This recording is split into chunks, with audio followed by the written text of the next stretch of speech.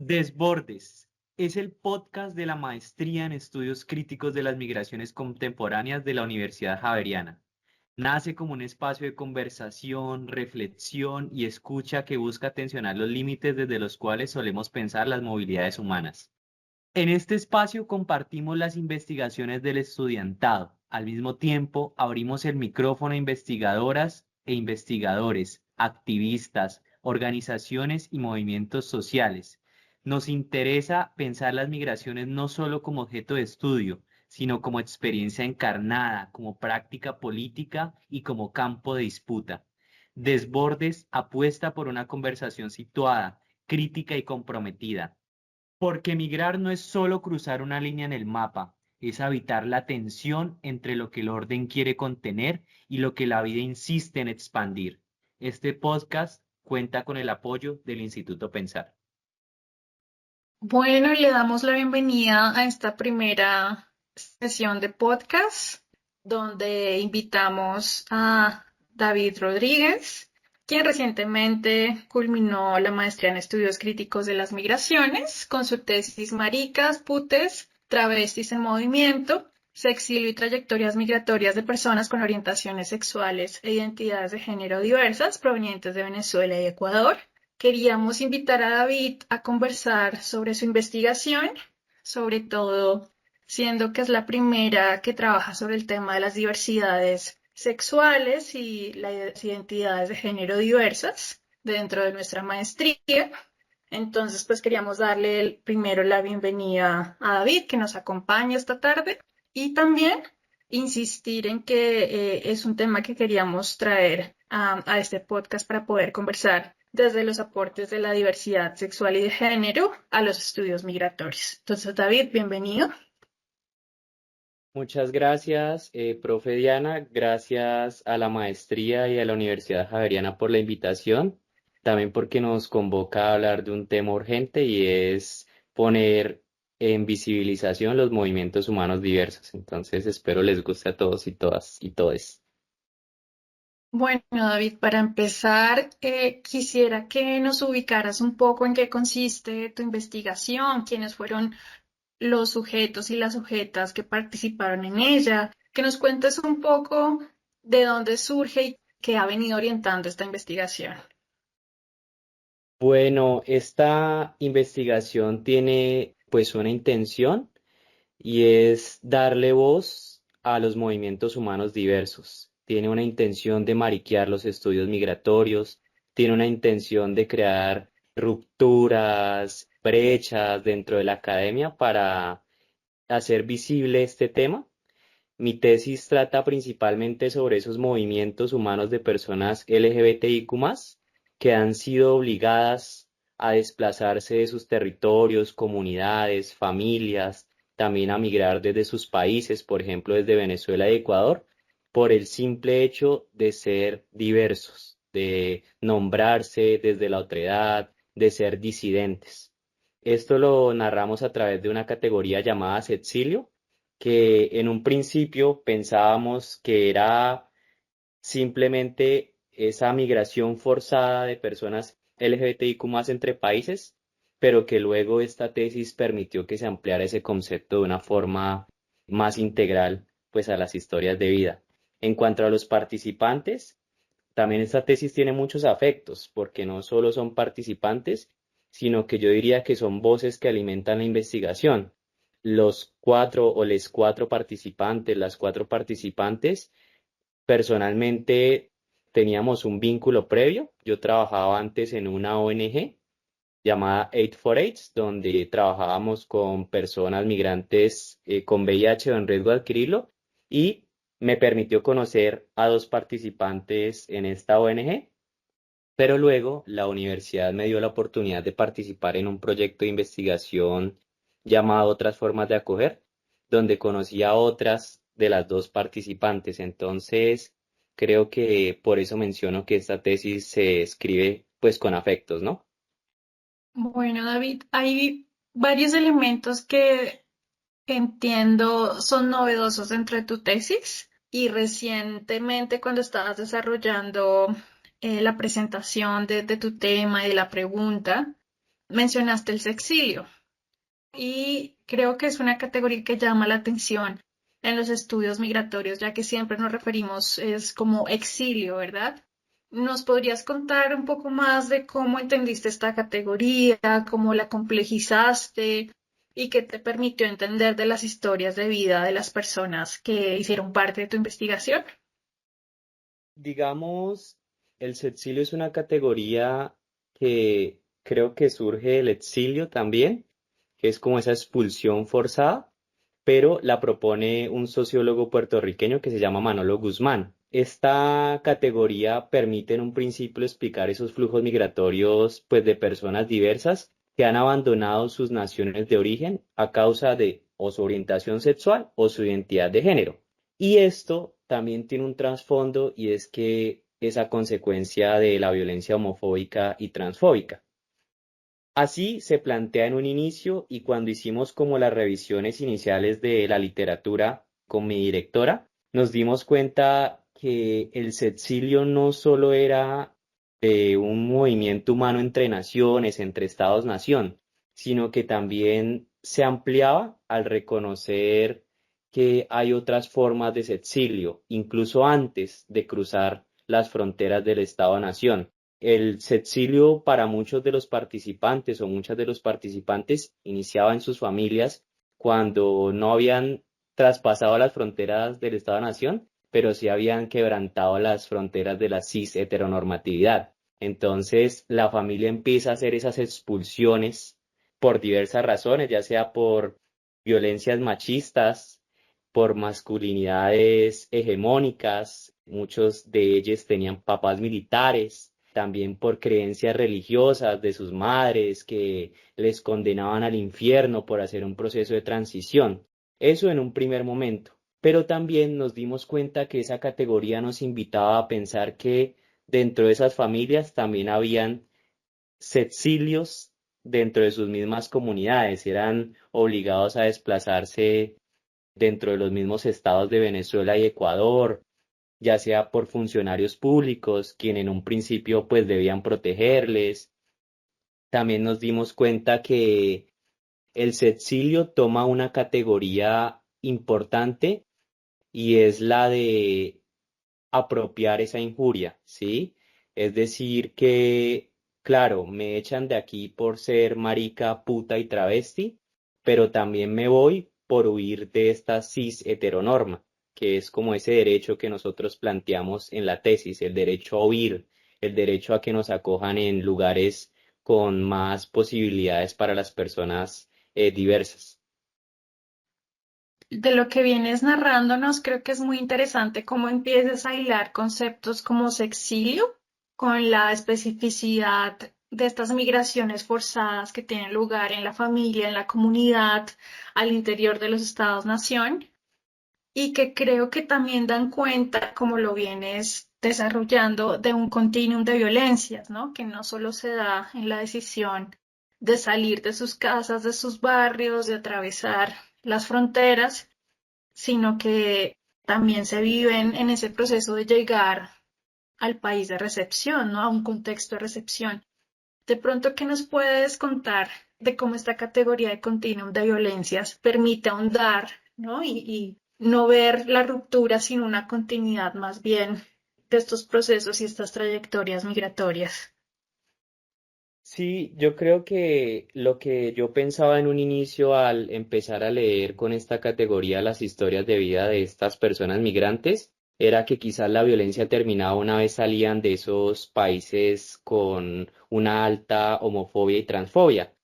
Pero nos dimos cuenta que al llegar a Colombia, por ejemplo, en Cúcuta, por la costa e incluso en Bogotá, hay una fuerte violencia, ¿sí? La violencia no se detiene, la violencia no cesa. Y eso también nos permite entender que ahí hay una interseccionalidad bastante gigante, ¿no? O sea, ya no son personas con orientaciones sexuales, identidades de género diversas que se denominan como maricas, putas, travestis, falsas mujeres, mamarrachos, sino que además ahora son migrantes, además ahora vienen de contextos económicamente complejos, vienen de regímenes políticos muy, muy complejos como los de Venezuela, y eso los sitúa como ese migrante amenaza, ¿no? Ese migrante que quebranta, que incomoda, y también nos permitió, o bueno, me permitió entender que las mujeres trans como que son las que más sufren violencia, ¿no? En esta tesis entrevistamos a 3 mujeres trans y un hombre que se autodenominaba como marica, pero nos dimos cuenta que las mujeres trans al cruzar la frontera en la trocha y en la acogida acá, es el funcionariado público la que las violenta frecuentemente, ya sea por migrantes, por esa representación corporal que tienen, por ofrecer servicios sexuales o intercambios económicos sexuales. No sé, ya nos contaban que podrían haber mujeres cis en otra esquina, como ellos les llamaban, y acá en esta esquina estaban las mujeres trans, pero era a las mujeres trans a las que se condenaba por ejercer el mal llamado trabajo sexual o estos intercambios económicos sexuales. Bueno, David, hasta ahora hemos conversado de los procesos de migración forzados, exilio, de qué significa atravesar las fronteras de la cis-heteronorma y de los estados-nación, de las experiencias de arribo en las sociedades receptoras, pero ¿qué nos puedes contar de los procesos de agencia y de resistencia, que también fue un interés particular que tú pusiste en tu investigación, ¿no? Sí, yo creo que hay una posibilidad grande y eso nos dicen como los estudios queer, y es que las maricas somos más fuertes cuando nos unimos, ¿sí? Y creo que esto lo relatan de gran forma nuestras participantes. Ellas llegan acá a Colombia y se dan cuenta, uno, que hay migrantes provenientes de Venezuela, pero también de Ecuador, pero que al final son una comunidad homogénea, no dividida entre nacionalidades, sino que todas están en pro de mejorar las condiciones, la visibilidad y la incidencia para las personas LGBTIQ+. Entonces creo que con esa primera como frase es que digo que los procesos de agencia se vuelven como una parte fundamental en la migración. Sí, ellas llegan acá y hacen grupos, se unen a fundaciones que les apoyan, crean redes entre ellas donde comparten intereses, tanto políticos de incidencia, institucionales, pero también en el acompañamiento de la cotidianidad, que eso es lo que me parece más hermoso, en el acompañamiento de ayudarles en la acogida, el ayudarse a establecerse, a encontrar una habitación o pieza, como ellas le dicen, en el barrio Santa Fe, donde es complejo ayudarse a protegerse en estos barrios donde para entrar tienes que ir con alguien, ¿sí? Entonces creo que estas redes de solidaridad que se han construido entre ellas es lo que permite esa agencia, ¿no? Digamos, primero se organizan entre ellas y cuando ya tienen esos procesos organizativos, van y conversan con instituciones, con ONGs y se vuelven, es tan bonito que se vuelven como parte de ese eje político diverso de, por ejemplo, de Bogotá, ¿no? Hay unos espacios, no sé, de institucionalidad que no se piensan ya sin estos grupos y sin estas voces tan de liderazgo que emergen de Santa Fe y de otros barrios de Bogotá. Entonces, creo que ahí hay una posibilidad, ¿no? Y también cómo esto las invita a seguirse formando para cuestionar este régimen del Estado-Nación, ¿sí? Ellas se han formado en derechos humanos, migración, diversidades, incluso en nuestra Universidad Javeriana, pero también en otros espacios, ¿no? Han difundido sus saberes, tienen colectivos para difundir sus saberes, cómo procesar la soya y esto cómo les da oportunidades productivas. Entonces yo creo que esta red compleja pero bonita de vínculos es lo que les hace ser libertarias, ser locas y mariquear libremente pues en Bogotá y en Colombia en general. Ahora yo quisiera que nos adentremos ya pues a situar qué aprendizajes deja en tu investigación a los estudios migratorios, ¿no? ¿Qué llamados de atención, qué cuestionamientos, qué desafíos plantea también pues trabajar con personas diversas desde pues, las diversidades sexuales y de género? ¿Qué nos mueve dentro de los estudios migratorios? ¿Qué nos invita a pensar? Yo considero que en un inicio esta tesis tenía una intención y cuando empecé a escribir los primeros capítulos, quería salirme un poco de ese lenguaje común académico, ¿no? Quería que a través del mismo lenguaje en que está escrito la tesis, pudiese como quebrantar esos cánones de la academia, ¿sí? Y creo que eso lo logra de manera maravillosa el manuscrito y eso también permite darle un primer plano a los participantes, ¿sí? Hablamos a través de sus palabras con sus historias y eso nos da una cercanía con ellos. Creo que ese es como un primer aprendizaje para todos los que deseen estudiar esta maravillosa maestría. Siempre tengan en cuenta la voz, pues, de los participantes, ¿no? Ellos cuentan las cosas como a veces los autores, las referencias que ponemos no lo abarcan, ¿no? Esa complejidad humana a veces se sale incluso de conceptos académicos y creo que esa es una posibilidad. Lo segundo es que asimismo con ese lenguaje y con las comprensiones que tiene la tesis, la intención final era empezar a quebrantar también pues una academia que al final es cis heteronormada, ¿no? Que al final espera que escribamos de una forma y creo que esto también busca la tesis, ¿no? Desde el título, así tan disruptivo como está, busca que estas historias de vida migrantes diversas abran espacios. Y creo que ahí hay otro aprendizaje. Y por último, que yo diría, y creo que es un aprendizaje para mí mismo, es que cuando uno empieza un posgrado, como una maestría o un proceso de tesis como este, es que uno llega con muchas ideas de lo que uno quiere investigar y lo que uno cree que va a investigar. Pero son las participantes o les participantes quienes me mostraron el camino, ¿no? Yo venía quizás con un lenguaje y con unas ideas o unas categorías muy institucionalizadas, ¿no? Yo antes trabajaba en otra ONG, bueno, todavía trabajo como en el mundo de la cooperación, pero venía con una categoría acá encima y decía, no, pues yo tengo que continuar esto que ya escribí pues en otros trabajos y creo que también eso es una posibilidad no solo para la academia, sino para mí mismo, ¿no? Poderme salir de ese esquema a veces tan institucional, tan políticamente correcto de la cooperación, de referirnos a las personas, creo que eso también fue como un espacio no solo catárquico para mí, sino pues enriquecedor. Entonces creo que ahí hay como algo interesante.